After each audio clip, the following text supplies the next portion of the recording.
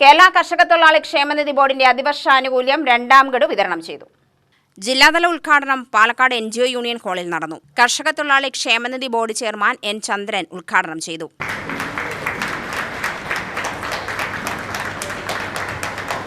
പകുതി കിട്ടിയവരിൽ കുറേ ആളുകൾ മരണപ്പെട്ടു. വളരെ പ്രായമുള്ളവരാണ്. അതുകൊണ്ട് ബാക്കി തുക കിട്ടുമോ തുടങ്ങിയ ആശങ്കകളെല്ലാമാണ് പൊതുവിൽ ഉയർന്നു വന്നത്. വിവിധ യൂണിയനുകൾ ഈ പ്രശ്നം ബോർഡിൻ്റെ ശ്രദ്ധയിൽപ്പെടുത്തി.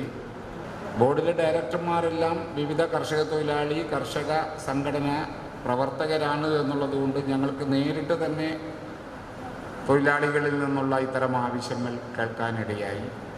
ഇതിൻ്റെ എല്ലാം അടിസ്ഥാനത്തിൽ കഴിഞ്ഞ മാർച്ച് മാസം സർക്കാരിൽ നിന്നൊരു 20 കോടി രൂപ അനുവദിച്ച് കിട്ടിയപ്പോൾ ബാക്കിയുള്ള തുക കൊടുത്തു തുടങ്ങുക എന്നതിലേക്ക് ബോർഡ് എത്തിച്ചേരുകയാണ് ഉണ്ടായത്. ആ കാര്യം ഞങ്ങൾ ആലോചിക്കുമ്പോഴാണ് ഒരു 30 കോടി രൂപ കൂടി ഗവൺമെൻറ് അനുവദിച്ചതായിട്ട് ഞങ്ങൾക്ക് അറിയിപ്പ് ലഭിച്ചത്. അങ്ങനെ 2 ഇനങ്ങളിലായി 50 കോടി രൂപ കിട്ടിയ സാഹചര്യത്തിൽ ഒന്നാം ഗഡു നൽകിയ ആളുകൾക്ക് ബാക്കി തുക നൽകുക എന്ന തീരുമാനത്തിലേക്ക് ഞങ്ങൾ ഉറച്ച് എത്തുകയുണ്ടായി.